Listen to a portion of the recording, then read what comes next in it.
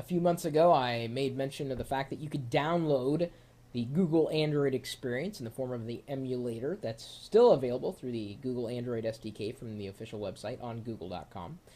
And, I played with it a little bit, and it was interesting. I don't know if it was going to be something that I would want to run on a mobile device. However, that said, Google Android phones are starting to pop up, and I know some of you out there have got Google Android in your pocket or on your desk at the moment, including David Concepcion, who writes in with his top 5 reasons on why he likes Android, also noting that he's currently using an iPhone 3G as his primary mobile device.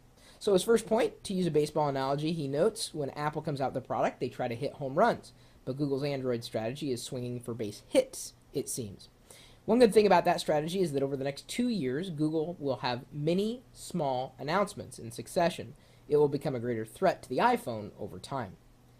Second point, he says one feature that may help differentiate the new G1 handset from the iPhone out of the gates is its physical keyboard. According to one industry leader, iPhone adoption has been slightly hampered, quote unquote, by the reluctance of some consumers to adapt to a touchscreen keyboard. I was one of those who would have preferred an actual physical keyboard layout compared to a virtual one. But to tell you the truth, I don't mind the virtual iPhone keyboard at all. Even with typos, the autocorrection, I think, does a pretty good job, 90% of the time. His third point, another key element that may work to Google's favor exists in the open approach to the Android operating system, which means developers can modify the OS and develop third-party apps on the platform for free. The open nature of the software also means that Android can quickly be modified to run on many devices from the broad majority of mobile carriers. That's true, and that is in direct, opposition to Windows Mobile, which hasn't even been mentioned here. It's like it's the iPhone versus Google Android, and everything else is like a distant third. Number 4. In contrast, Apple has chosen a closed iPhone platform where developers cannot modify or enhance the OS, and third-party developers must pay a nominal fee to belong to a developer group and submit applications to Apple for approval on the App Store. The iPhone OS will also only run on Apple-branded devices. However, the ecosystem which Apple has created with apps in the App Store is nothing compared to what Google may offer. Yeah, that's true. I think Apple's done an okay job with the App Store. They've only had it running for a little while now, and I mean like months, not even a year, and they continue to make improvements to the App Store. They seem to turn away certain apps that, in my mind, at least from review or what I've heard now that the NDA has been lifted for iPhone developers, I don't know why they made some of the decisions to reject some of the apps, and that would be Apple, and then they let other ones slip through that I would never, ever want to see running on an iPhone. So I don't know who is in charge at Apple in terms of the App Store, what gets in and what stays out. But I would agree on the point of I would rather have an open platform than a closed one, being able to have more choice, at least as far as the apps that I would want to install on that platform. His fifth point, the key differences are that the Amazon store offers 100% unprotected DRM-free tracks, whereas the iTunes Store only offers unprotected tracks from one of the major record labels, EMI. There's a catch, however, in that iPhone users can easily plug a pair of headphones into their handset to listen to purchase music, whereas G1 users will be unable to do the same without a USB adapter, given the HTC-developed handset lacks a traditional headphone jack. It's true. I've never purchased a single song over iTunes. Or have I? Well, yeah, I don't think I have.